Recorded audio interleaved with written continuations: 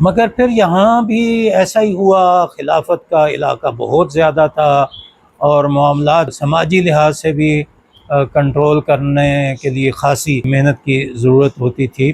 تو یہ ینیچری سربراہ یہاں پہ چلتے رہے اور بعد میں پھر اپنے طور پہ ہی انہوں نے ینیچری جو کمانڈر ہیں ان کو یہاں کا سربراہ چننا شروع کر دیا۔ ایک عرصہ گزرا تو پھر ان کے آپس میں اختلافات ہونے شروع ہو گئے۔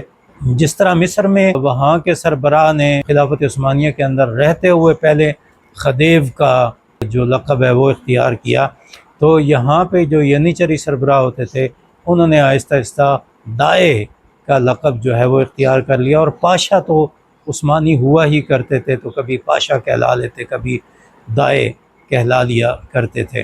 لیکن جب ان کے اختلافات بہت زیادہ ہو گئے تو 1 صدی سے زائد عرصہ یہ چل پائے۔